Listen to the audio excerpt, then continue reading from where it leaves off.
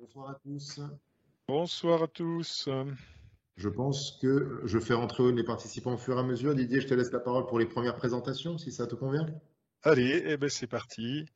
Ok, bienvenue à tous. Merci de votre participation à cet événement organisé depuis l'AFIM Rhône-Alpes. Je me présente, je suis Didier Chapuis, président délégué régional de l'AFIM Rhône-Alpes depuis le mois de mars. L'AFIM, c'est l'Association française des ingénieurs et responsables de maintenance depuis 1933. On essaye de regrouper les responsables et ingénieurs de maintenance des différents secteurs de l'économie. Ça représente à peu près 12 000 personnes qui encadre 450 000 personnes à peu près en France. La FIM a pour vocation de promouvoir les métiers de la maintenance, chose qui aujourd'hui devient de plus en plus important parce qu'on veut réindustrialiser notre territoire et ça ne se fera pas sans une fonction maintenance performante. Donc la FIM joue un rôle important dans cette partie. Et la FIM, on la trouve au sein des normes, la NFX 60 000 par exemple. Elle a un rôle à jouer aussi important au sein de l'éducation nationale pour définir les référentiels d'examen des diplômes supérieurs de maintenance. Et puis, elle joue un rôle important dans la prévention des risques au sein de l'INRS. Voilà, et ce soir, on va aborder un petit peu cette notion de risque, risque évidemment d'accident du travail, avec des conséquences pour tout un chacun et des responsabilités pénales qui peuvent nous entraîner à titre personnel dans des situations un peu pénibles.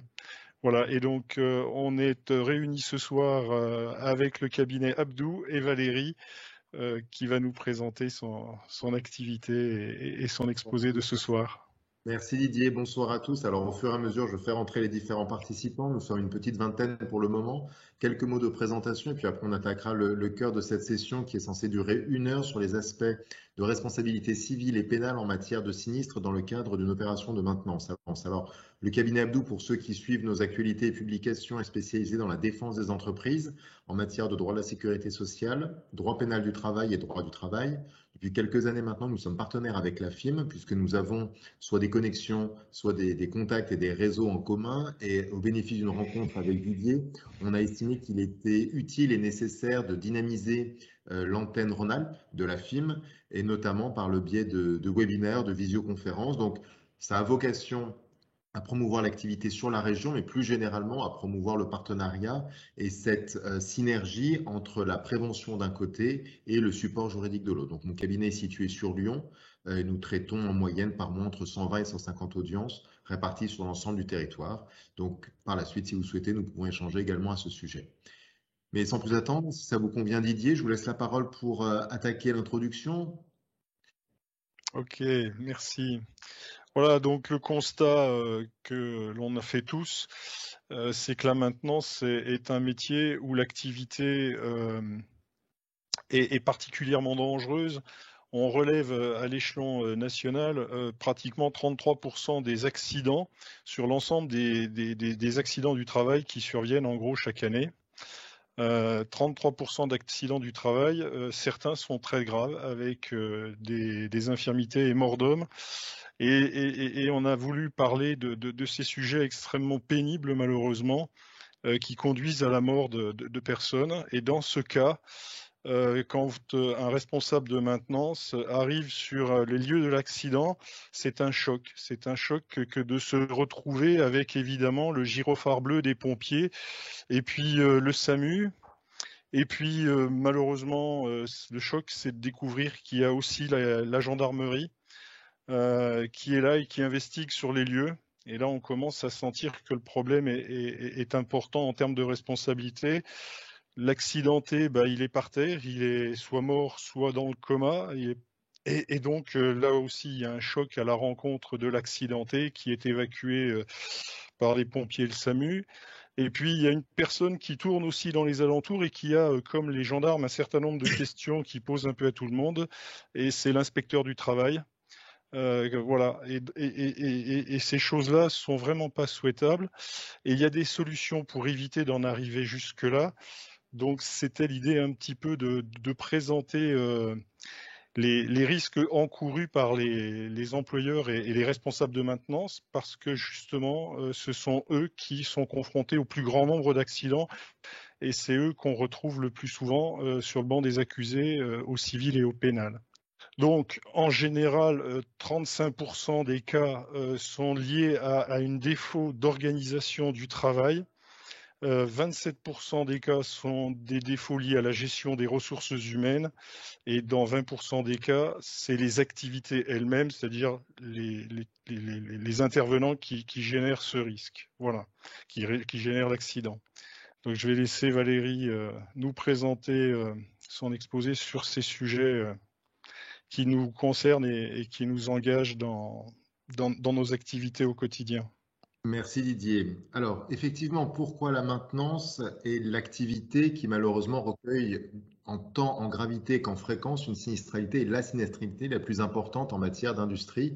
C'est parce que vous avez une conjoncture de différents risques qui, pris isolément, peuvent faire l'objet d'une prévention, mais lorsqu'ils se cumulent, lorsqu'ils se superposent, c'est là où la prévention prend tout son sens d'une part, et c'est là où la prévention elle devient relativement technique, puisqu'on doit à la fois analyser les risques propres de chacune des activités, mais également les problématiques de simultanéité et de coactivité. Si vous rajoutez effectivement le prêt de main-d'œuvre, le prêt d'équipement, de matériel, la problématique de planning, la problématique de machine en marche, eh vous avez tous les ingrédients pour qu'un accident arrive, et lorsque dans la majorité des cas on intervient quand même sur des machines pas toujours consignées, se pose la question effectivement de l'intégrité physique des collaborateurs. Alors, les risques en présence, on les a évoqués sur les simultanéités et coactivités des activités, mais il y a aussi des risques qui sont liés à l'ambiance de travail dans lesquelles interviennent les salariés, parce que une intervention dans le domaine de la maintenance, on va distinguer l'accidentologie, on va dire du fait de la remise en route inopinée, du fait de l'interférence avec l'activité de l'entreprise bénéficiaire de la prestation, mais on va aussi distinguer les risques liés à la maintenance par rapport à l'ambiance de travail, à l'exposition environnementale des collaborateurs de maintenance. À savoir que les salariés peuvent être exposés au bruit que peut faire une machine en fonctionnement, et peuvent être exposés également aux agents chimiques dangereux. Alors, on en a repris certains, toxiques, mutagènes, reprotoxiques, cancérogènes. Vous avez l'amiante, vous avez d'autres types de risques, mais qui sont soit liés à l'intervention de maintenance elle-même, soit accessoires à celle-ci, mais se pose la réelle question des modalités de prévention de la maintenance, de l'intervention de maintenance. Alors, avant d'aborder les deux responsabilités en présence, moi je souhaiterais revenir un petit peu en amont sur effectivement cette notion de prévention et de savoir comment est-ce qu'on peut organiser cette prévention en matière de maintenance. Parce que très souvent, on imagine la prévention, on la limite à l'inspection commune, au plan de prévention, mais par rapport aux recherches que nous avons pu faire, par rapport aux dossiers sur lesquels nous travaillons régulièrement, il y a aussi une problématique, une thématique qui est peu abordée, qui me semble être intéressante de l'envisager ce soir, c'est toute la prévention contractuelle au moment de la formalisation du contrat. C'est-à-dire, on ne se place plus tellement quant à l'intervention, mais on se place par rapport à la formalisation même du contrat de maintenance. Et à cette occasion, on va distinguer trois types de maintenance. L'opération de maintenance dite principale, à savoir vous avez un contrat spécifique dont l'objet est clairement celui de la maintenance de machines, d'appareillage. Donc, vous avez, dans le cadre de dispositions contractuelles, la possibilité de prévoir tant les modalités d'intervention que les durées, que les fréquences, que les plannings des interventions. Ce contrat de maintenance, lorsqu'il existe, permet aux parties, donc entreprises bénéficiaires et entreprises de maintenance, de disposer d'un temps utile à la mise en place de la prévention, sur laquelle nous allons revenir par la suite, mais surtout de mettre à plat quels sont les risques liés aux coactivités et à la simultanéité de leurs activités respectives. Ça, c'est la première catégorie, c'est presque la plus simple en ce sens que l'opération de maintenance, du fait qu'elle est un contrat autonome, est vraiment prise dans sa globalité et vraiment prise par les différents participants comme un point important de l'activité de l'entreprise. Deuxième élément, vous avez ce qui s'appelle les contrats de maintenance liés. C'est-à-dire que vous avez un contrat de maintenance qui est finalement l'accessoire d'une prestation vendue au principal. Vous avez par exemple la vente d'une machine et vous avez effectivement la maintenance qui va être liée au contrat de vente, à savoir que vous avez une sorte de garantie, de service après-vente, de maintenance par rapport à la vente. Et donc déjà, on a une opération de maintenance qui n'est plus nécessairement organisée au moment de la contractualisation de la maintenance, mais qui va devoir se faire au fur et à mesure, soit des pannes techniques, soit des demandes du client. Et enfin, dernier élément de la maintenance, c'est la notion de sous-traitance. À partir du moment où on est dans des organisations de sous-traitance en cascade, eh bien vous avez, au plus vous descendez dans la cascade, moins vous avez de communication avec l'entreprise qui va réellement intervenir parce qu'elle n'aura pas nécessairement et directement participé à l'inspection commune et elle n'aura peut-être pas toutes les informations relatives à la prévention. Donc, pour moi, en pratique, on va distinguer ces trois cadres contractuels de maintenance, le contrat autonome, la maintenance liée et la sous-traitance. Et vous avez compris que plus on prend du temps pour organiser la maintenance en amont, donc on est dans la contractualisation de l'opération de maintenance, et bien plus on arrive effectivement à, en amont, anticiper l'intervention des salariés de la maintenance. En matière de responsabilité, on va distinguer deux types de responsabilités, la responsabilité civile d'une part et la responsabilité pénale. Alors, je ne sais pas aujourd'hui quel est le niveau d'information des participants à la visio, mais en deux mots, pour que tout le monde fasse la différence, la responsabilité civile, on va être sur un schéma indemnitaire par rapport aux dommages et intérêts alloués à la victime ou le cas échéant aux ayants droit, puisque Didier l'a à très juste titre rappelé, malheureusement, c'est une activité dans laquelle il y a un certain nombre de décès et d'homicides.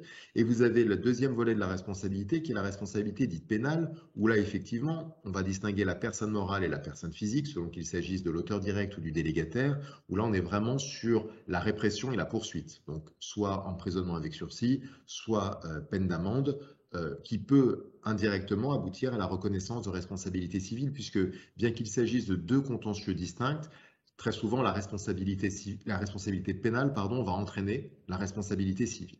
Alors, maintenant, la vraie question qui se pose, c'est lorsque vous avez un salarié dans le cadre d'une opération de maintenance, à l'encontre de qui, tout d'abord, dans un premier temps, à l'encontre de qui le salarié va engager l'action en responsabilité. Dans 99% des cas, le salarié va engager la responsabilité de son employeur. Même si ce n'est pas au sein de son employeur que l'accident est survenu, il n'en demeure pas moins que juridiquement, c'est un accident du travail. Alors, ou une maladie professionnelle lorsqu'on est sur une exposition à un risque environnemental, et donc on est effectivement dans les manquements en lien avec le code du travail d'une part et le code de la sécurité sociale d'autre part. Donc lorsque votre collaborateur est victime d'un accident, en premier lieu, vous appartient la responsabilité d'établir la déclaration d'accident du travail. Ça, c'est la première responsabilité qui incombe à l'employeur. Et se pose ensuite la question du recours indemnitaire qui va être engagé par la victime ou, le cas échéant, ses ayants droit, à l'encontre de son employeur. Vous avez un schéma contentieux qui est celui de la faute inexcusable. Dans le cadre de cette action engagée par le salarié ou les ayants droit, la finalité est d'obtenir des dommages-intérêts d'une part et la majoration de la rente pour indemniser intégralement le salarié des préjudices subis du fait de l'accident ou de la maladie professionnelle. En matière de maintenance, la principale difficulté à laquelle vont être confrontés les employeurs va être celle de la prévention. Pourquoi? Parce que la notion de faute inexcusable requiert deux conditions pour être établie. Première condition, la notion de conscience du danger. Et la deuxième condition, l'absence de mesures de prévention ayant permis d'éviter le sinistre. Sur la première condition, la notion de conscience du danger en jurisprudence, alors on va aborder quelques exemples de jurisprudence, mais c'est une réalité, en tout cas devant les juridictions, qui est de dire, en tout cas pour les avocats des salariés, à partir du moment où le salarié intervient sur une machine qui potentiellement peut être en fonctionnement, quand bien même elle est consignée, la survenance de l'accident en tant que tel démontre que la consignation n'était pas suffisamment efficiente et donc démontre indirectement ou directement que l'employeur avait ou aurait dû avoir conscience du danger. Et donc vous avez un raccourci qui est fait d'une certaine façon entre la survenance de l'accident d'une part et la notion de conscience du danger. Et les juridictions ont tendance malgré tout à aller sur ce terrain-là en disant à partir du moment où le salarié intervient sur une machine d'une part et qu'il y a un accident, c'est donc qu'il y avait un danger. Et donc finalement, le débat principal du contentieux indemnitaire, donc du contentieux en faute inexcusable, le débat se place et se positionne sur l'efficience des mesures de sécurité, l'efficience des mesures de prévention. En matière de maintenance, et c'est pour ça que j'évoquais en préambule de mon propos toute la contractualisation de la prévention, en matière de maintenance, on est vraiment sur le plan, le PPSPS, le plan de prévention d'une part, et celui-ci est lui-même mis en place avec la notion de visite commune. Et donc, vous l'avez compris, plus on avance dans le schéma de maintenance, lorsque j'évoquais tout à l'heure le contrat de maintenance autonome, on comprend bien qu'on aura le temps de la visite commune On aura le temps d'établir le PPS, on aura le temps de le mettre à jour au fur et à mesure de l'intervention, puisque là maintenant c'est l'objet principal du contrat. Quand on arrive finalement sur une sous-traitance de maintenance en cascade, eh bien là on comprend bien que l'inspection commune et le PPS, dans le meilleur des cas, ont peut-être été réalisés, mais très souvent, dans la majorité des hypothèses où il y a eu un accident, ils n'ont pas été mis à jour. Et c'est là où effectivement la responsabilité indemnitaire de l'employeur va être mise en exergue. Donc ça, c'est le premier point sur lequel je reviendrai par rapport à des jurisprudences. Deuxième point sur la responsabilité pénale. Alors, personne morale, personne physique, la subtilité ou la distinction entre les deux, c'est la notion et la gravité de faute. Pour la personne morale, une faute de négligence suffit. Donc, vous l'aurez compris, à partir du moment où il y a un accident, les juridictions correctionnelles en l'occurrence, ont quand même très souvent tendance à considérer que parce qu'il y a eu accident, c'est qu'il y a eu maladresse ou négligence, en tout cas pour la personne morale. Il faut comprendre le schéma de mise en œuvre de la responsabilité pénale d'une entreprise, indépendamment de la sanction pénale, c'est aussi pour faire intervenir la compagnie d'assurance sur la responsabilité civile de l'entité, raison pour laquelle il est relativement simple de mettre en cause la responsabilité pénale d'une personne morale. Puisque à partir du moment où la personne morale est reconnue coupable, eh bien vous avez un schéma assurantiel, soit faute inexcusable, soit si ce n'est pas dans le cadre d'une relation de travail, ça sera de la responsabilité civile classique. Et si maintenant on s'intéresse plus particulièrement à la personne physique, auteur direct ou indirect, on va être en matière d'auteur indirect, qui est très souvent le cas en matière de délégation de pouvoir ou d'employeur personne physique, cette notion de violation manifestement délibérée d'une obligation particulière de sécurité. Ça, c'est la première faute. Deuxième faute qui est reprochée à l'auteur indirect, c'est la faute caractérisée. Donc, dans les deux hypothèses, on a un élément intentionnel qui est fort, et là encore, sur la matérialité de cette faute, on en revient à la notion de prévention et à la notion de formation. Ce sont les deux items sur lesquels, très souvent, presque systématiquement, la responsabilité pénale du délégataire est reconnue à partir du moment où il avait connaissance de la situation d'intervention et qu'il n'a pas pris les mesures de prévention suffisantes. Alors, la question, elle se pose effectivement en amont, et c'est un petit tiret qu'on a précisé sur le schéma de la délégation de pouvoir, parce que nous avons des contentieux dans lesquels l'entreprise met en place un schéma de délégation de pouvoir, mais la question, elle se pose de l'efficience de cette délégation de pouvoir. Il y a quelques mois, nous avons eu un délibéré dans une affaire correctionnelle. Alors, certes, c'était une entreprise de bâtiment, mais la question est exactement la même quant à la délégation. Le reproche qui était fait par la juridiction, c'est qu'il n'y avait pas de plafond d'engagement financier de la part du délégataire. Et donc, la juridiction de considérer que la délégation était trop générale, et étant trop générale, eh bien, il n'y avait pas de délégation au sens propre, et finalement, c'est le représentant légal de la personne morale qui a vu sa responsabilité pénale engagée. Donc, d'un côté, on a des entreprises qui organisent la responsabilité pénale et de l'autre, les juridictions considèrent que cette délégation n'est pas suffisamment efficiente. Pour moi, ça m'interroge parce que dans le schéma du dossier que je présentais, bien, le délégataire ne contestait pas sa délégation. Donc, imaginez dans un schéma dans lequel le délégataire conteste sa délégation, il faut également, en termes de prévention, mais cette fois-ci de prévention de responsabilité pénale, s'assurer en amont quand bien même ce soit sa stratégie de défense, parce que peut-être qu'il a quitté l'entreprise et qu'il n'entend plus assumer cette responsabilité pénale, eh bien, il faut être en capacité de démontrer l'efficience de sa délégation de pouvoir. Alors, comment est-ce qu'on peut identifier les risques? Alors, sans que la liste ne soit exhaustive, c'est quelques points que nous retrouvons très souvent en matière de contentieux sur la formation, sur les consignations, sur les modifications du PPS, sur l'utilisation des équipements et sur le diagnostic avant intervention. Je vous propose de reprendre ces différents éléments avec des illustrations pratiques de situations que nous avons vécues avec des dossiers du cabinet et par rapport à la jurisprudence. Alors, oui, il y a... Ouais, excuse-moi Valérie, je sais pas, moi je vois pas le chat activé. Est-ce qu'il est bien activé sur la conférence? Alors, normalement, oui, c'est l'occasion de De vérifier, vérifier. ouais, parce que je suis pas sûr que les gens et moi je le vois pas activé à mon niveau, donc. Alors, normalement, si, puisque Lise, qui est collaboratrice au cabinet, tout le monde, voilà. Donc, vous avez lancé le fil. Tout le monde nous salue par écrit. Donc, c'est que tout le monde était attentif. Vous n'osez pas nous poser de questions. Donc, vous pouvez poser vos questions. Voilà. Je vois les questions qui apparaissent. Donc, je vais essayer de lire en même temps les diapos, les supports et les questions. Mais normalement, le chat fonctionne, Didier. Alors je l'ai pas, j'y ai pas accès moi. Ah, bon, alors c'est moi qui vous lirai les questions si j'estime que. Voilà, c'est ça. Je suis désolé. Du Pas y coup, répondre. je vais pas pouvoir faire une Et je préanalyse. pense que c'est normal puisque nous sommes organisateurs, donc c'est uniquement sur mon écran que les questions apparaissent. Donc Ah n'hésitez ouais. pas à nous des questions et je les ferai suivre soit Didier, soit je lui apporterai une réponse. Alors, premier élément sur la formation des collaborateurs. La vraie question qui se pose effectivement est celle de l'adéquation des compétences mises à disposition par rapport à l'opération de maintenance. Parce que de parler de formation à proprement parler, de dire qu'un salarié est formé, c'est une chose. Par contre, c'est vraiment l'adéquation entre la formation du collaborateur et l'opération de maintenance sur laquelle il devait intervenir. On peut avoir des sinistres sur lesquels on va avoir un salarié formé à l'opération de maintenance, mais par contre, il va peut-être utiliser un chariot élévateur, même sur un temps très bref. La vraie question qui va se poser, c'est est-ce qu'il avait le CACES, par exemple. Donc, la question de la formation, elle se pose. Et la question de la formation, elle se pose également quant à l'actualisation et à l'auto-certification des formations. On va peut-être parler des habilitations électriques, on va peut-être parler, j'évoquais le CACES, des modalités de délivrance du titre et de l'autorisation de conduite ou de formation des collaborateurs. Donc, sur ce point-là, j'attire votre attention. Lorsqu'on parle de formation, il faut vérifier d'une part, en matière de sinistre, lorsque le sinistre intervient, c'est les premières vérifications de l'inspection du travail, que la formation corresponde à l'opération en cause. Et deuxième élément, effectivement, qu'elle est bien à jour et que le collaborateur était bien à jour quant à l'actualisation de ses compétences. Deuxième élément, sur les consignations. Alors, n'hésitez pas à poser des questions.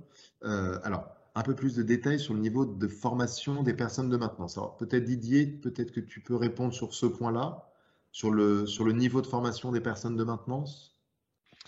Alors, dans tout état de cause, les gens, pour intervenir, doivent être diplômés dans le domaine des compétences sur lesquelles on les utilise. Et puis ensuite, elles doivent être habilitées pour intérêt de les sensibiliser aux risques auxquels ils sont confrontés. Donc, en termes juridiques, c'est intéressant parce que pour l'employeur, il apporte la preuve par le biais de la formation que les gens ont acquis des compétences en matière de risques sur lesquels on les emploie, et ça les responsabilise au ce sens que l'employeur peut, dans certains cas, ne pas être considéré comme responsable si la personne qui est intervenante a outrepassé les limites de ses limites d'intervention. Voilà. Donc pour travailler, il faut être diplômé ou en formation en cours et puis être habilité à intervenir par l'employeur dans le cadre de formations spécifiques qui sont délivrées par des organismes spécialisés. Alors, effectivement, et en complément et par rapport à une question complémentaire également qui est posée quant à la prise en compte de l'expérience dans le domaine d'intervention du collaborateur. Pour moi, il y a deux choses à distinguer dans la formation. Il y a la formation au poste et la formation dans les conditions réelles dans lesquelles doit intervenir l'opération de maintenance. Nous avions, nous, des dossiers dans lesquels l'employeur disait mais c'est un salarié qui est formé puisqu'il avait effectivement tel coefficient conventionnel et telle expérience au poste. La question n'était pas tant celle de sa formation professionnelle par rapport au poste, c'était vraiment celle de la formation par rapport à l'application concrète de l'opération de maintenance dans laquelle il devait intervenir. Si vous avez un je rebondis sur ce que tu dis. Effectivement, l'habilitation, elle est normalement attribuée sur un périmètre très défini. L'habilitation vaut pour un certain type d'équipement défini en un lieu précis, connu par l'employé et l'employeur en l'occurrence. Et en plus, il est souhaitable qu'il y ait quelque chose de l'ordre du parrainage, c'est-à-dire qu'on considère que la personne devient sachante à partir du moment où elle a été formée par quelqu'un qui était lui-même sachant des risques encourus et connus de l'employeur ou du client. Voilà. Alors, après, l'expérience, et c'est aussi là certaines difficultés, c'est que dans certains cas, l'expérience des collaborateurs leur permet des fois d'avoir un niveau d'autonomie plus important. Et donc, quand il y a autonomie, des fois, il y a prise de décision et prise d'initiative qui peuvent s'avérer malheureuses. Nous avons une décision, alors je pourrais vous en retrouver les références pour la recherche, où vous aviez une opération de maintenance qui était programmée au bénéfice d'une panne machine. Et dans le cadre de cette intervention, un des opérateurs maintenance, qui était le plus expérimenté de l'équipe, a effectivement eu l'idée d'intervenir sur une autre panne qui avait été signalée auparavant et souhaitant profiter de l'arrêt de la machine, avait souhaité intervenir sur un autre aspect de la machine sur laquelle il n'était pas initialement mandaté. Eh bien, à cette occasion, il y a une remise en route de l'équipement et à partir du moment où tout le monde ignorait que ce collaborateur était sur un autre endroit de la machine, eh bien, ce salarié était victime d'un accident relativement grave, mais il n'était pas programmé. On est vraiment sur une initiative personnelle. Alors, je fais un peu le parallèle entre est-ce que l'expérience peut être à l'origine d'une exonération Non, clairement non. En termes, en tout cas, juridiques, l'expérience du collaborateur n'est pas source d'exonération. Voire même, ça peut être une difficulté cette expérience s'associe à une prise d'initiative où là, et dans la majorité des cas, les salariés ne sont pas à la recherche d'un dommage, ils sont à vouloir faire leur travail et d'essayer de le faire correctement. Après, peut-être avec une prise de risque, pardon, inconsciente, mais c'est une réalité à un moment donné de cette autonomie par rapport aux salariés expérimentés.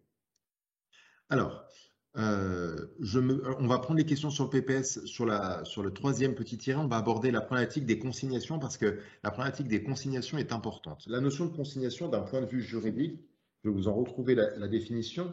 La notion de consignation, c'est la notion clé, s'il devait y en avoir une autre, mais en tout cas, c'est la notion clé pour être sûr que les opérateurs de maintenance interviennent en sécurité, à savoir s'assurer de la coupure de toute forme d'énergie, qu'elle soit électrique, mécanique, hydraulique, dans le cadre duquel la machine pourrait accidentellement être remise en cause à l'origine de la maintenance. Donc vous avez tout d'abord un schéma dit de consignation et vous avez ensuite une conservation de la consignation avec les fameuses clés dans les armoires. La question qui peut se poser en matière de consignation, nous avons été confrontés à celle-ci, c'est en matière d'installation complexe. Je vous donne l'exemple d'un dossier sur lequel des salariés de maintenance intervenaient sur une installation chimique. Ils avaient fait toute la consignation puisqu'ils devaient intervenir pour changer un tronçon de canalisation d'évacuation de produits chimiques qui devait alimenter une pompe. Donc ils ont posé des tampons, ils ont isolé le dispositif qu'ils avaient fermé auparavant avec des vannes, ils avaient coupé le tuyau, installé le tampon sur la partie en amont, ils étaient en train d'intervenir sur la partie en aval et donc pour eux, ils s'estimaient en totale sécurité et techniquement, ils l'étaient. Pourquoi je dis techniquement? C'est parce qu'en matière d'installation complexe, ils avaient effectivement consigné l'arrivée du produit, mais personne n'avait pensé à les prévenir du fait que le liquide dans lequel la pompe intervenait, eh bien ce liquide était relativement instable et que pour éviter qu'il ne se fige, la pompe devait travailler en continu. Et ce qu'il s'est passé, c'est que le liquide n'est pas venu de la partie amont qui était fermée, mais le liquide, au moment de la remise en route de la pompe, est remonté dans les tuyaux de la partie aval.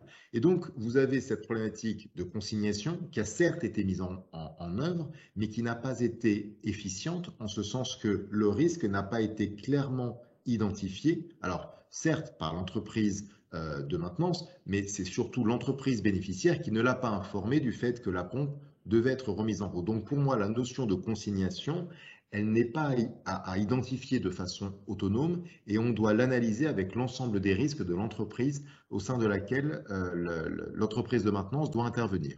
On peut trouver autant d'exemples qu'il y a de schémas de consignation. J'ai pris celui-ci parce que malheureusement, les salariés étaient victimes de graves brûlures, parce qu'on était sur des produits chimiques. Mais vous avez aussi des consignations mécaniques qui peuvent poser question lorsque vous avez effectivement un arrêt machine qui est fait et vous avez une inertie mécanique du dispositif qui fait que lorsque l'opérateur de maintenance intervient, s'il n'est pas informé de ce risque-là, et bien lorsqu'il va enlever un équipement mécanique qui retenait la machine jusque-là, eh bien la machine va se remettre en route peut-être quelques instants, peut-être le temps d'une rotation d'une bobine ou d'un cylindre, et ça peut être suffisant pour emporter une main ou un bras du collaborateur. Donc la notion de consignation, là aussi, il y a une règle, c'est d'une part le schéma de consignation et d'autre part la conservation de la consignation, à savoir que la conservation de la clé, la conservation du mode de consignation ne doit pas être laissé à l'opérateur et c'est bien le responsable maintenance et idéalement le référent maintenance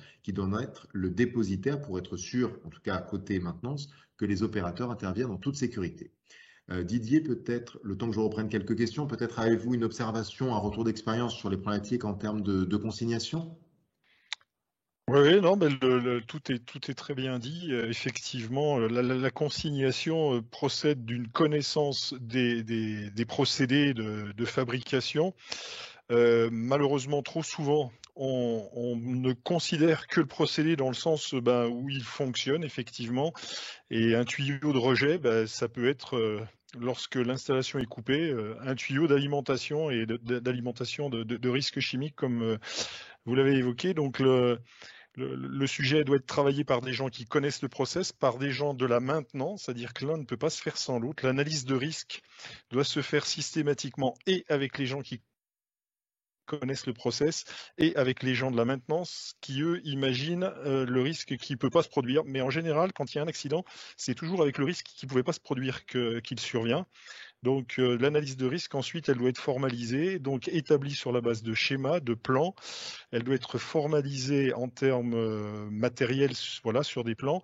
Et puis ensuite, on doit signaler, on doit, dans l'organisation du travail, permettre de savoir que l'installation est consignée à tel endroit et pour telle durée, par telle et telle personne, et qu'effectivement, les clés, que ce soit des clés de cadenas de condamnation d'équipements électriques ou de vannes ou de mécanique, comme on le disait tout à l'heure, par exemple sur une presse, ces systèmes de condamnation ultimes, qui sont les clés, doivent être détenus dans un endroit où aucun intervenant opérationnel de production pourrait avoir à les utiliser pour les remettre en route. Dans l'organisation, il est important aussi que les opérateurs aient bien conscience qu'il y a une intervention en cours et que les gens de maintenance doivent être respectés, et on doit avoir une confirmation orale ou écrite, en tout cas, d'un responsable avant de réengager un processus de fabrication ou un autre processus de maintenance, parce qu'il y a des processus de maintenance imbriqués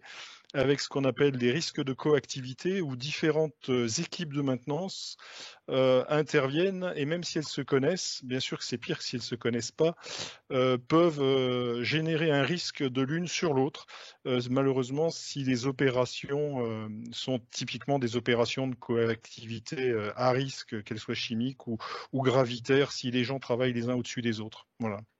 Donc en matière d'organisation, il faut que les choses soient cadrées sur un planning, mais un planning opérationnel qui bouge et où il y a un seul donneur d'ordre, c'est-à-dire une tour de contrôle. Voilà, il faut organiser le travail en mode tour de contrôle, et il n'y a que la personne à la tour de contrôle qui autorise effectivement le départ d'une opération ou l'arrêt d'une opération. Alors, je prends une question un petit peu à la volée. Se pose la question effectivement d'un défaut de fabrication d'une pièce de rechange. Dans ce cas, donc pièce de rechange, si j'ai bien compris, qui est à l'origine de l'accident. Dans ce cas, est-ce que la responsabilité du responsable, je pense que c'est celle de l'employeur, est engagée ou juste celle du fabricant? Alors, nous avons été confrontés à une situation similaire d'un salarié qui, alors c'était pas une opération de maintenance, mais qui était en train d'usiner une pièce ou qui était au tout début, et la pièce n'avait pas les caractéristiques techniques suffisantes, et la pièce a explosé et blessant au visage l'opérateur. Alors, c'est posé en premier lieu, la question est souvent dans des dossiers de cette nature-là, c'est très souvent la voie de l'expertise qui est choisie pour déjà savoir s'il y avait un vice de construction dans le cadre de la pièce. Donc, soit on est dans le cadre d'une expertise amiable, auquel cas, eh bien, j'ai envie de dire, les deux parties sont à peu près d'accord sur la désignation de l'expert et éventuellement sur ses conclusions. Mais sinon, tout d'abord, se pose la question de la consignation de la pièce pour s'assurer qu'elle ne soit pas modifiée. Et donc, effectivement, alors, soit il y a la gendarmerie qui va être dépêchée, qui va pouvoir isoler la pièce et éventuellement la machine, soit il va falloir très rapidement faire intervenir un huissier pour qu'il y ait constat de l'identité de la pièce et que cette pièce soit ensuite soumise à une expertise judiciaire. Donc, le temps d'un audiencement, ça peut être relativement long pour que les différentes responsabilités puissent être mises en présence. Mais attention, si maintenant je m'adresse côté salarié, le salarié, lui, ne voit que la responsabilité de son employeur. Se posera ensuite la question d'un deuxième recours, si l'employeur devait être reconnu comme responsable, entre l'employeur et le fabricant. Le salarié, lui, en tout cas à ma connaissance, dans très peu de cas, ne va engager la responsabilité du fabricant de la pièce. Pour lui, c'est une bataille sans fin.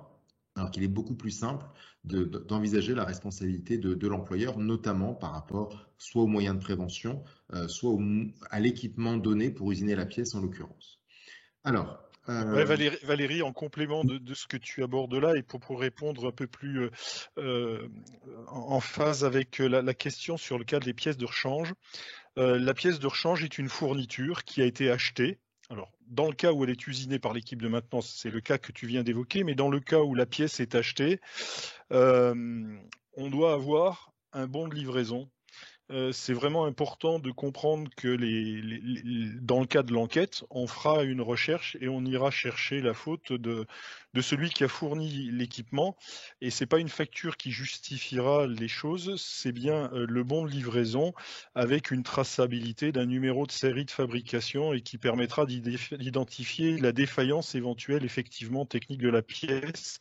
Et à ce moment-là, il y aura des recours vers les fournisseurs de cette pièce. Donc, pensez bien en maintenance à formaliser et avant de travailler, à formaliser vos commandes avec des commandes et quand vous recevez les pièces, de bien garder les bons de livraison parce qu'un bon de livraison, c'est une pièce comptable qui justifie effectivement de la transaction et de la possession de cet équipement et qui passe d'une responsabilité vers une autre, si je ne dis pas de bêtises, Valérie. Oui, c'est ça. Alors, par rapport au troisième tiret, se pose la question du plan de prévention. Alors, le plan de prévention au PPSPS varie selon effectivement l'organisation de l'intervention de maintenance. On a mis un tiret effectivement sur la capacité à modifier le PPS, mais la première question est celle de la capacité à établir un PPS et dans la chronologie, avant le PPS, avant le plan de prévention, c'est bien l'inspection commune qui doit être organisée, puisqu'il faut bien comprendre que vous avez les risques propres à l'opération de maintenance, propres à l'entreprise de maintenance, et les risques propres à l'entreprise utilisatrice. Et donc, la visite commune, finalement, eh bien, c'est la rencontre des deux cercles, c'est la rencontre des deux périmètres de risque qui vont peut-être générer un troisième risque en commun du fait de cette simultanéité et coactivité d'intervention. Donc, la question qui se pose est celle de la modification du PPS. Nous avons pu trouver des jurisprudences, par exemple, jurisprudence du mois d'avril 2002, dans lequel vous aviez une modification, alors c'était sur intervention sur un chantier, vous aviez un camion qui devait intervenir pour alimenter une cuve de béton, mais il se trouve que dans l'intervalle, le chantier, l'organisation du chantier a changé et le schéma d'alimentation du chantier a changé de telle façon que les fils électriques passaient à un moment donné à un certain endroit de la zone du chantier et quelques temps après, ce schéma a été modifié de telle façon que le chauffeur qui livrait habituellement le béton et qui passait remorque levée à certains endroits, eh bien, n'a pas fait attention, ou plus précisément, n'a pas été informé, n'a pas eu connaissance de cette modification du chantier parce que le PPS n'a pas été modifié ou a supposé qu'il l'ait été, ça n'a pas été porté à connaissance de son employeur. Eh bien, ce chauffeur est passé benne levée et il y a eu un point de contact avec la ligne à haute tension. Le salarié a été grièvement brûlé suite à cette électrification.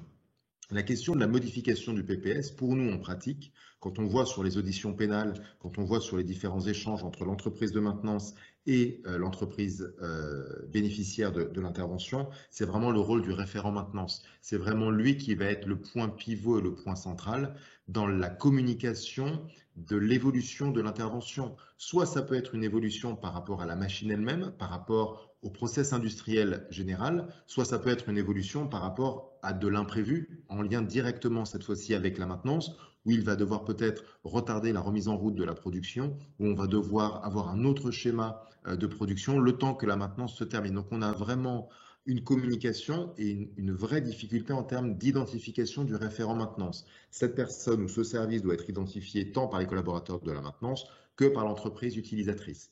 Quand on voit très souvent, c'est le cas en tout cas, hein, dans les auditions, les questions qui sont posées, alors soit par les services de police gendarmerie, soit sur commission rogatoire par l'inspection du travail, les vraies questions sont celles, est-ce que vous étiez au courant de tel risque? Est-ce que vous étiez au courant de telle nouveauté? C'est vraiment le schéma de l'information qui met en exergue la responsabilité, en l'occurrence pénale, de l'entreprise qui est poursuivie.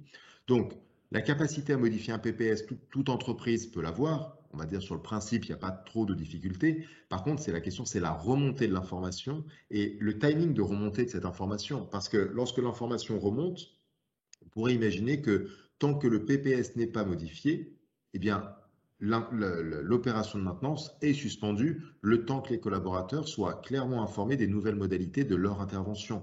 On peut avoir des simultanéités qui sont malheureuses, où vous avez effectivement un risque qui a pu être identifié, mais le PPS n'a pas encore pu être modifié, et bien dans l'intervalle, un accident survient. Alors là, la responsabilité, elle est clairement établie, puisque vous aviez le danger, et pour autant, vous n'aviez pas le document de prévention, ni la procédure de prévention qui était associée. Donc, voilà, l'intervention de ce soir, c'est pour attirer votre attention sur ces différents items et de bien veiller à avoir à l'esprit qu'avoir un plan de prévention, c'est une chose, être en capacité de le modifier, Eh bien, c'est le sens de la prévention, effectivement.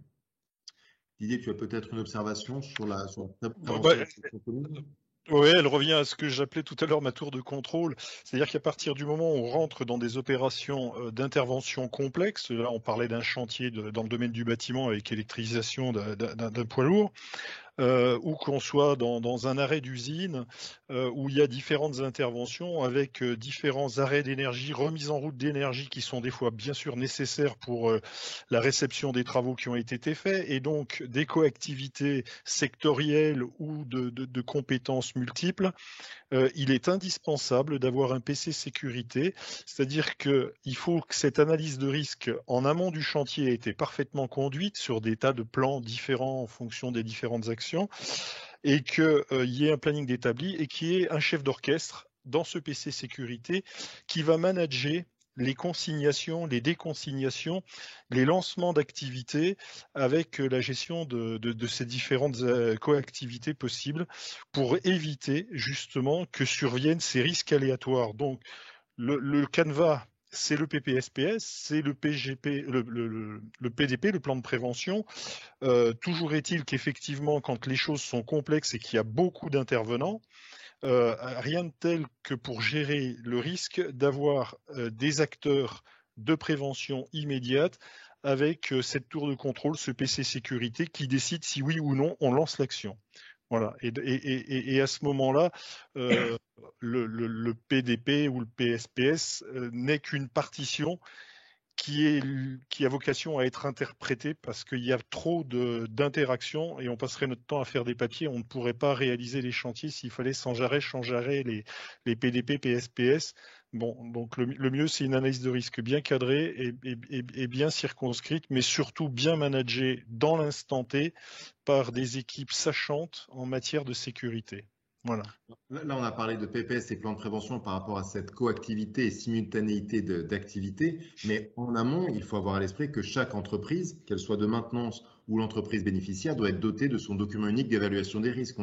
C'est pas parce qu'il y a un PPS pour l'intervention commune que cela exonère de responsabilité pour un manquement au titre du document unique. Et là aussi, vous avez une carence en termes de prévention d'intervention si dans le document unique, le risque en lien avec l'activité en cause n'est pas visé. Donc pour moi, sans prétendre à ce que ce soit exhaustif, mais c'est à minima ce qu'il faudrait faire, c'est que l'entreprise de maintenance puisse disposer du document unique, d'une part, et que sur la base de ce document unique de l'entreprise bénéficiaire de la prestation, il y ait cette visite commune en connaissance effectivement des risques propres à l'activité et qu'il y ait sur cette base-là un nouvel élément, à savoir le plan de prévention ou PPS. Et attention aussi, lorsqu'on est sur des contrats de maintenance, on va dire autonomes, c'est la première catégorie que j'abordais en préambule de mon intervention, et vous avez très souvent des durées qui sont annuelles. On peut difficilement prétendre à ce qu'un PPS soit annuel. Vous avez forcément des petites modifications, certes à la marge pour certains, mais vous avez des modifications industrielles, et bien le PPS ou le plan de prévention doit en tenir compte parce qu'il suffit qu'il y ait un changement de voie d'accès, un changement de voie de circulation, un changement d'alimentation électrique. Si ça n'a pas été mis à jour et actualisé dans le plan de prévention, si malheureusement, on en revient là, mais si malheureusement il y a un accident, eh bien la prévention sera défaillante et la responsabilité sera engagée. Je me permets une petite jurisprudence, chambre criminelle du 25 octobre 2011, juste pour illustrer un point, parce qu'on parle, et très souvent on a peut-être tendance à penser que la maintenance est l'apanage des industries lourdes. Là, au visa de cette jurisprudence, c'était un salarié d'une entreprise extérieure qui devait neutraliser une cuve désaffectée d'un garage automobile. Donc d'un garage d'une concession automobile. Donc on n'est pas sur l'industrie chimique ou de l'industrie très lourde en termes d'équipement ou en termes d'effectifs. Il se trouve que ce salarié, lorsqu'il a attaqué à la disqueuse une plaque de fermeture, eh bien, il n'avait pas nécessairement pris le temps de savoir si la cuve avait été vidée en amont et la cuve a explosé.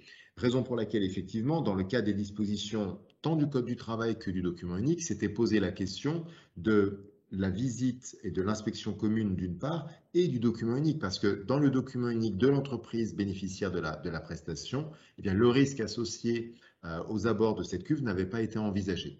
Donc vous avez effectivement, quelle que soit la taille de l'entreprise et quel que soit à premier abord le caractère simpliste de l'opération en cause, on va dire de disquer un élément métallique techniquement, la formation, on abordait la formation du salarié n'était pas en cause, mais on était vraiment sur l'information du salarié, sur la spécificité de son intervention. Par rapport au temps imparti, je vous propose de continuer parce que Didier a encore quelques slides à présenter par la suite. Deux éléments intéressants sur l'utilisation des équipements de l'entreprise bénéficiaire.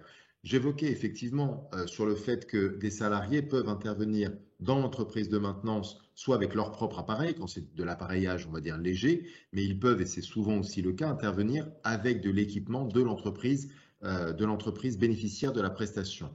Se pose réellement la question de la mise en conformité de cet équipement.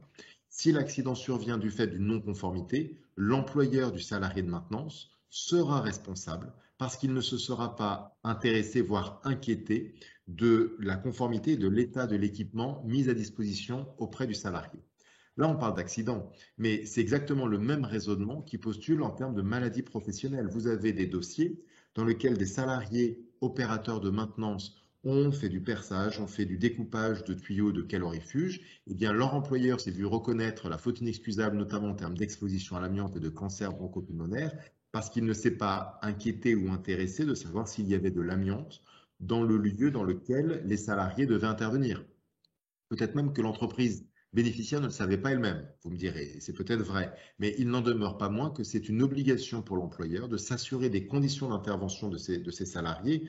Ces jurisprudences, pour les plus initiés d'entre vous, sont connues. On parle des jurisprudences dites SOLAC, qui sont le site d'intervention, où vous avez effectivement des opérateurs qui sont intervenus sur une zone qui n'était pas connue comme étant dangereuse ou amiantée. Eh bien, c'est par la suite que la présence de l'amiante s'est avérée fondée. Eh bien, le salarié engageait la responsabilité dans la mesure où son employeur, ne s'était pas inquiété des modalités d'intervention. Eh bien, ces modalités d'intervention, elles s'appliquent également à la conformité des équipements utilisés par les salariés de maintenance. Et donc, pour moi, dans cette catégorie-là, eh bien, c'est la visite commune à nouveau qui va permettre de faire la liste du matériel et de l'équipement qui doit être utilisé par l'équipe de maintenance. Et c'est à cette occasion-là. Alors, certains me diront oui, mais économiquement, il va être difficile pour nous, entreprises de maintenance, fournisseurs, de demander à notre client finalement de modifier ces équipements, de les mettre à jour, de les mettre aux normes. Je peux comprendre le déséquilibre économique, mais sachez que d'un point de vue pénal et d'un point de vue civil, ce n'est pas une cause exonératoire de responsabilité. Donc peut-être que ça peut être un partenariat, peut-être que l'entreprise bénéficiaire verrait d'un bon œil d'avoir été sensibilisée quant à sa responsabilité sur la mise aux normes de ces équipements, mais il est vrai que là aussi, c'est une source de contentieux important sur la conformité de l'équipement de l'entreprise bénéficiaire. Oui, Valérie, je rebondis tout à fait là-dessus, effectivement. Et je pense qu'il faut insister notamment sur tous les équipements qui sont des équipements de moyens d'accès. Donc les échafaudages, les escabeaux, les nacelles, voire les équipements de transport comme les Fenwick ou les transpalettes. Souvent les entreprises, parce qu'un transpalette ça se déplace pas comme ça, donc pour un prestataire c'est quand même confortable de pouvoir bénéficier du matériel du client. Du reste, le client bénéficie évidemment d'un avantage économique à ne pas se voir facturer une prestation, enfin une fourniture, une location d'un équipement d'accès. Toujours est-il que le prestataire qui utilise les moyens de son client ne peut pas le faire sans avoir obtenu un papier écrit qui atteste que l'équipement est en parfaite conformité avec la législation. Et l'utilisateur qui, lui, a un CACES, par exemple, quelle que soit la provenance de sa nacelle, il doit vérifier qu'elle a été vérifiée dans les termes réglementaires, et à savoir, logiquement, c'est dans les 6 mois, 6 mois à 1 an, que l'équipement a dû être vérifié et qu'il doit être réputé conforme. Et il faut savoir, puisqu'on parle des prestataires, dans ces fameux 30% d'accidents liés à la maintenance, il n'y a que 20% d'accidents qui sont liés à des intervenants de type prestataire. Il faut bien prendre conscience qu'il y ait loin derrière nous ce temps où les main-d'œuvre extérieures étaient sujettes à accidents du travail. Aujourd'hui, et en l'occurrence en maintenance, les accidents du travail sont le fait d'intervenants qui appartiennent à la société dite cliente. Voilà. 20% seulement des accidents au niveau des prestataires extérieurs. C'est vraiment important. Donc cette histoire d'équipement d'accès, de toute façon, le client a tout intérêt à ce que ces équipements soient parfaitement maintenus et conformes pour son propre personnel à lui. Et quand il le prête à quelqu'un, il est facile de le prêter s'il est en conformité, quoi. Voilà, alors en cas d'accident, alors vous avez compris qu'on n'a peut-être pas toujours suivi toutes les slides, on a pu évoquer déjà la partie accident et maladie professionnelle. Comment réagir en cas d'enquête? Alors Didier évoquait dans son introduction, alors sans être alarmiste, mais c'est une réalité effectivement, que dans très peu de temps après la survenance de l'accident, bah, vous avez les services de secours, vous avez les services de police, gendarmerie, vous avez mis sous séquestre de la machine, et vous avez les rubalises qui vont être dépliées, vous avez peut-être un arrêt de production total pour effectivement euh, analyser, comprendre, refaire l'arbre des causes, mais cette fois-ci avec l'inspection du travail. Donc, ce n'est pas le CHSCT, ce n'est pas la commission sécurité au travail, c'est l'inspection du travail, avec peut-être, alors je ne dis pas un manque d'objectivité, mais en tout cas une volonté de rechercher des responsabilités. Ça, c'est une réalité. Et dans ce cadre-là, effectivement, bah, tout va être passé un petit peu au crible. À la fois la machine, à la fois les habitudes de l'entreprise, et c'est là où effectivement les collaborateurs, mais les opérateurs, je parle des personnes vraiment en production, vont peut-être évoquer des situations qui sont ignorées de l'encadrement et de la direction quant à certaines habitudes de travail, quant à certaines pratiques, quant à certains chantages de dispositifs de sécurité. Et c'est là où le dossier va commencer effectivement peut-être à prendre une autre tournure. Donc vous avez le dossier théorique avec l'inspection commune, le PPS, et puis là vous avez, on va dire, le vrai dossier tel qu'il s'inscrit dans le cadre de l'audition pénale des collaborateurs, au terme desquels on va découvrir la réalité de la cause de l'accident. Bon nombre de dossiers et de sinistres résulte aussi d'un chantage des dispositifs de sécurité. Alors, est-ce que dans le cas d'une inspection commune, l'entreprise de maintenance aurait pu s'en rendre compte? Ça va être plus difficile pour l'entreprise extérieure. Par contre, pour une entreprise dont ce sont les équipements, pardon, là, clairement, elle engagerait sa responsabilité. Donc, en matière d'audition, vous avez dans les premières 48 heures les auditions des protagonistes principaux. Et puis, dans certains dossiers, mais ça c'est un constat aussi, les délégataires vont être auditionnés beaucoup plus tardivement.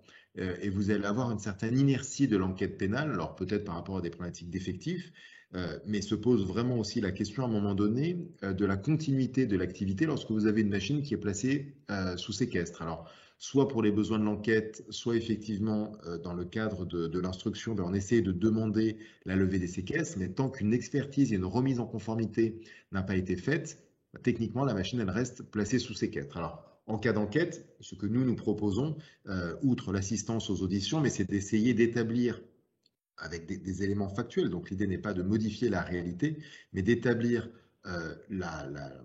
l'origine de l'accident en essayant de mettre en exergue tous les schémas de prévention qui ont pu être mis en place et d'essayer de considérer que la cause de l'accident ne pouvait clairement pas être anticipée. La prévention aujourd'hui en matière d'obligation de sécurité de résultat n'est pas tant d'avoir une absence de risque, mais en tout cas une absence de faute. Et la notion de faute, c'est vraiment cette notion que j'abordais, en tout cas sur la partie auteur indirect, personne physique et délégataire, cette notion de violation manifestement délibérée. Donc, à partir du moment où le risque est ignoré, où tout le schéma de prévention a été mis en place et respecté, si l'accident est survenu, ça peut être aussi parce qu'on ignorait telle hypothèse ou telle situation. Par contre, d'ignorer une non-conformité n'est pas une cause d'exonération, c'est presque même un aveu de faiblesse dans la majorité des dossiers. Conclusion sur la nécessité d'une stratégie de défense globale. Je vous laisserai la parole, Didier, après sur les slides revenant à la FIM. Ce sont des termes que nous utilisons très régulièrement. Pourquoi? Parce que cette notion de défense globale, elle est propre. Alors, au cabinet, je ne sais pas, mais en tout cas, elle est propre à notre façon de voir la relation de défense, en ce sens qu'on a parlé d'accidentologie, de maladie professionnelle, et vous l'avez compris que les contentieux sont imbriqués.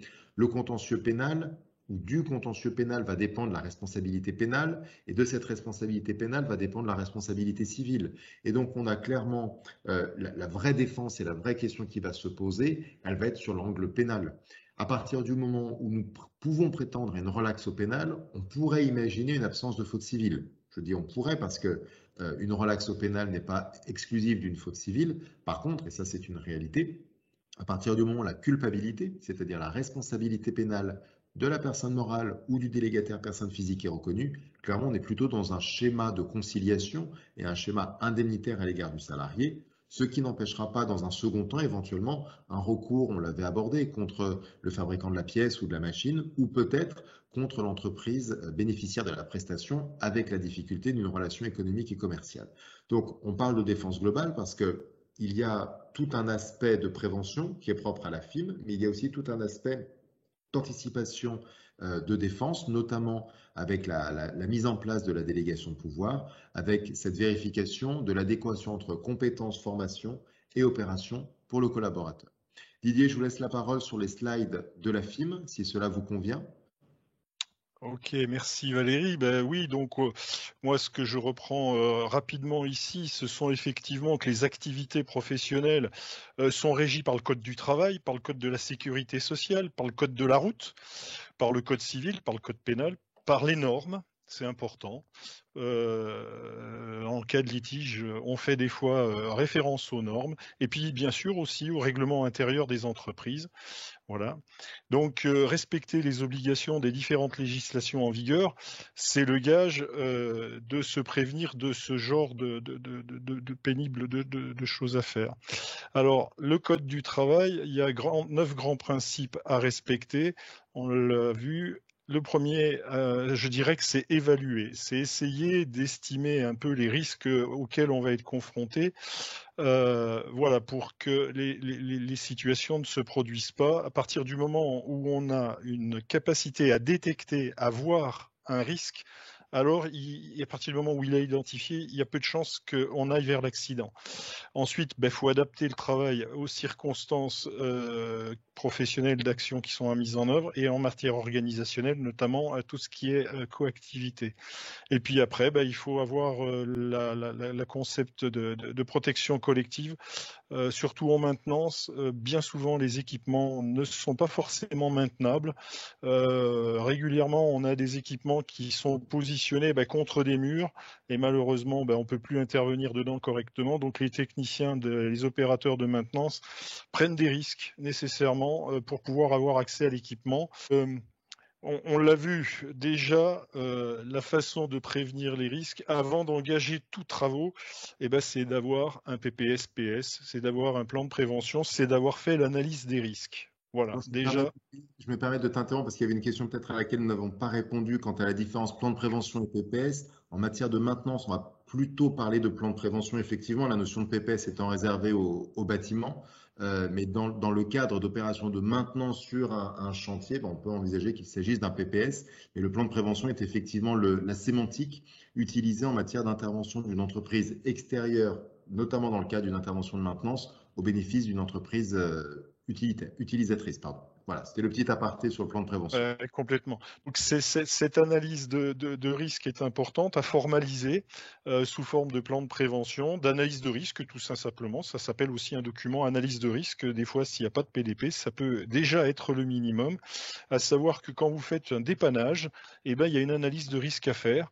L'analyse de risque, elle peut être faite par l'intervenant. Il doit se poser la question que s'il meule quelque chose, est-ce qu'il risque de mettre le feu à quelques équipements alentour? Si il doit faire une intervention électrique, il doit se mettre en sécurité et donc il y a une analyse de risque à faire avec le client et il ne peut pas se permettre de couper le courant n'importe comment parce qu'il y a aussi ce qu'on appelle la sûreté de fonctionnement et la continuité de service. Sur un ascenseur, on ne coupe pas le courant n'importe comment. On comprend bien que s'il y a quelqu'un dedans, c'est assez embêtant. Donc même s'il y a une urgence à intervenir, avant de couper le courant sur un équipement comme un ascenseur, on va gérer avec l'exploitant cet arrêt. Voilà. Et si on peut, on écrit ça sur son bon d'intervention de dépannage. Avant d'intervenir, ce genre de choses est notifié, même en cas de dépannage, c'est une très bonne culture. Donc cette façon de procéder et d'écrire et de formaliser sur le papier, c'est des choses qui vont vous être demandées par votre avocat, cabinet Abdou, pour pouvoir prendre la défense, votre défense dans le cadre d'un sinistre. Donc ensuite, on va enfoncer des portes ouvertes, mais souvent dans le cadre des emplois et en maintenance, on est confronté de plus en plus à l'urgence. D'avoir un contrat de travail avec les gens qu'on fait travailler, daté signé des deux parties, c'est le minimum. Mais il faut le rappeler parce qu'il existe des accidents du travail où malheureusement l'accidenté n'avait pas de contrat de travail encore signé.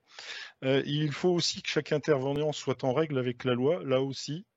c'est un préalable à connaître. Donc un titre de séjour, pas le casier judiciaire aussi, parce qu'en maintenance, on peut intervenir au sein de l'armée, au sein des prisons par exemple, et il n'est pas question d'avoir un casier judiciaire dans ces cas-là.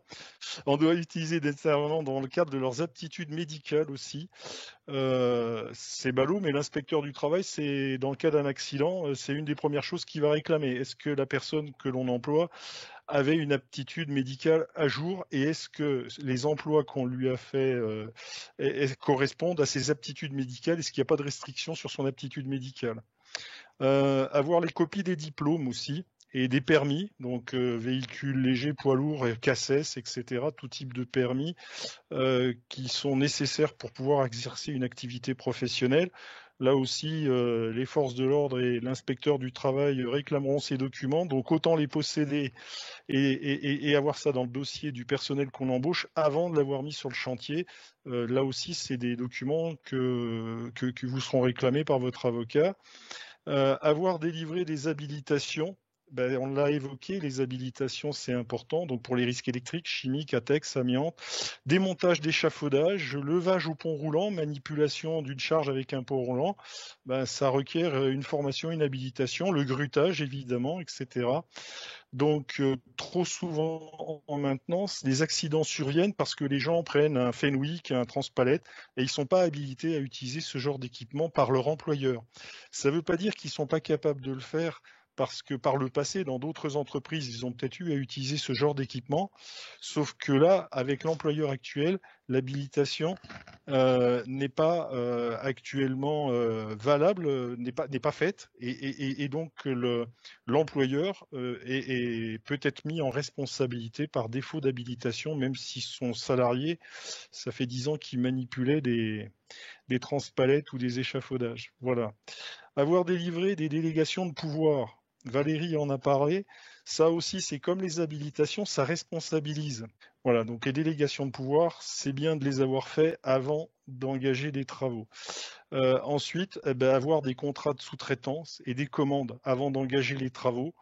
Donc ça aussi c'est important parce que trop souvent il y a des accidents qui surviennent et une des premières choses que va faire l'inspecteur du travail, c'est d'aller vérifier s'il y avait un lien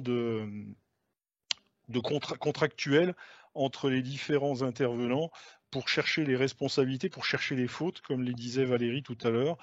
Donc, avoir un contrat, avoir une commande, et puis, c'est pas le moins important, comme je le disais tout à l'heure, un bon de livraison, un pointage qui justifie effectivement des horaires qu'a fait la personne, parce que quand il a eu un accident, il a eu des horaires la veille, l'avant-veille, la semaine précédente, il était peut-être un peu fatigué, donc il faut avoir trace des pointages, et la fiche de paye ne fait pas office de ce genre de choses, bien souvent, et il faut aussi, par exemple, un PV de réception sur les prestations qui garantissent que ça s'est bien terminé de telle et telle façon, tel jour à telle heure, et signé évidemment des deux parties. Voilà, je rappelle ici que les factures... Ouais. Je vais prendre la parole, Didier, par rapport à quelques questions et surtout par rapport au temps imparti qui tourne. voire même qu'on a dépassé, mais je vois qu'il y a toujours autant de participants, donc on se permet de prolonger un peu l'échange. Un petit mot sur les délégations de pouvoir. Quelle forme peuvent prendre les délégations de pouvoir? Donc, juridiquement, techniquement, la preuve est libre, donc elle n'aurait pas besoin d'être écrite, mais en pratique, 100% des délégations le sont. Et même lorsqu'elles sont écrites, elles ne sont pas toujours reçues ou recevables. Les trois critères de la délégation de pouvoir, c'est compétence, moyens et autorité. Et indépendamment de ce qui est écrit, c'est vraiment l'appréciation factuelle de la compétence, des moyens et de l'autorité dont dispose le délégataire par rapport à la situation à l'origine de l'accident. Donc lorsque j'évoquais le dossier sur lequel il n'y avait pas d'autonomie financière, en tout cas c'est la déduction qu'en a faite la juridiction, on a eu un autre dossier où la juridiction a considéré que la délégation n'était pas possible, accrochez-vous bien, parce que la délégation avait été signée en même temps que le contrat de travail et donc que le salarié n'était pas en position, si ce n'est de force, ou au moins de connaître la réalité du poste occupé. On peut l'entendre sur une théorie juridique. Par contre, en pratique, bon nombre de délégations sont signées en même temps que le contrat de travail et pour cause, elles sont associées à certains niveaux de responsabilité. Donc, on a à un moment donné, et c'est un constat aussi, un décalage entre certaines exigences de juridiction qui reste à mon sens trop théorique, et des volontés contractuelles. Donc dans les exemples que j'évoquais, le délégataire ne remettait pas en cause le schéma de délégation, il assumait, il était prêt à assumer sa responsabilité pénale le cas échéant, mais les juridictions considèrent que c'est finalement le chef d'entreprise, l'employeur personne physique, à qui incombe effectivement la responsabilité pénale. Donc le schéma de délégation, il se prévoit en amont, puisque ce n'est pas le moment de le changer au moment de la survenance de l'accident, et quand bien même vous le prévoyez suffisamment en amont, eh bien, c'est un constat que la seule façon d'apprécier de son efficience est de le confronter à un schéma juridictionnel. Et c'est à cette occasion-là où on verra si effectivement le délégataire est vraiment le délégataire pour la juridiction saisie. Une chose que permet la FIM, qui a créé donc la norme NFX 60 000, elle a aussi créé une norme NFX 60 400 qui a pour vertu d'étudier les risques liés aux différentes énergies. Et donc l'idée, c'est de confronter l'humain, la technique et l'organisation du travail en matière de prévention des risques dans le cadre des interventions de maintenance. Donc l'association de la FIM s'est associée avec l'INRS pour établir un protocole de mise en sécurité que l'on appelle Securafim. Voilà, donc cette solution Securafim, c'est une vulgarisation avec des outils très pragmatiques de cette norme 60 400. Donc on a une entreprise en Rhône-Alpes, AS2 Team, qui est partenaire de l'AFIM et donc là de cet outil INRS pour sa mise en œuvre. Donc il y a une ingénierie de réflexion sur les process et les interventions spécifiques sur lesquelles il y a des réflexions à mener sur les modes de mise en sécurité, les modes de consignation, les procédures et processus à mettre en œuvre pour garantir la sûreté de fonctionnement et la sécurité des personnes à l'arrêt et à la remise en route. Voilà. Donc une solution Securafim très intéressante qui permet d'éviter d'être confronté au risque. Voilà. Donc AS2 Team, ils sont basés sur Saint-Étienne. Et puis moi, je reste à l'écoute pour toutes les questions qui pourraient survenir en matière de maintenance et de sécurité. Et je saurai vous orienter vers les équipes de prévention et puis les équipes, là, comme le cabinet Abdou, qui est un partenaire de la FIM et qui vous assiste, qui vous aide à défendre vos droits en matière de sinistres professionnels. Merci Didier. Il me reste également à vous remercier. Nous avons dépassé un petit peu le schéma de l'intervention. Alors je préciserai juste pour tous nos participants que nous avons convenu avec Didier d'enregistrer la session. Le support PowerPoint sera diffusé aux participants. Donc voilà, on est sur un rapport de confiance, donc que ces éléments restent propres à la FIM également au cabinet. L'idée est effectivement de partager de l'information, de partager du savoir-faire. Mes équipes et moi-même sommes à votre disposition sur toute la partie juridique, qu'il s'agisse de la partie pénale, de la partie hygiène sécurité, la partie accident de travail, maladie professionnelle, dans le cadre de missions de conseil ou de défense judiciaire. N'hésitez pas à nous solliciter. Vous pouvez également retrouver nos publications sur la page LinkedIn, sur ma page LinkedIn. Certaines personnes, je suis déjà en contact avec certaines personnes, donc n'hésitez pas à suivre nos actualités. Et pour votre information, petit aparté, j'interviens également sur le salon Préventica le 30 novembre en fin de matinée sur la thématique de la faute inexcusable. Donc si vous êtes porte de Versailles le 30 novembre, fin de matinée, ce sera l'occasion de se voir en vrai, puisque c'est une intervention et une conférence en présentiel, pour le coup, qui ne sera pas filmée. Donc ce sera avec grand plaisir de vous accueillir et de faire plus ample connaissance. Un grand merci Didier pour votre confiance dans cette co-animation. Je pense qu'il y aura d'autres sessions sur d'autres thématiques entre Lyonnais et ce sera l'occasion de partager nos expertises respectives. Eh ben merci Valérie pour cette prestation. Et puis la FIM est une association qui est au service de la maintenance et le bureau de Lyon est en construction. Donc s'il y a des personnes volontaires pour nous rejoindre et contribuer à développer la activité maintenance sur la région Rhône-Alpes, c'est avec plaisir que j'accueillerai les bonnes volontés. Nous sommes des bénévoles. Voilà. Merci Valérie. À très bientôt Olivier À et merci à bientôt. tous les participants. Bonne soirée à tous. Au Bonne revoir. soirée à tous. Merci de votre participation.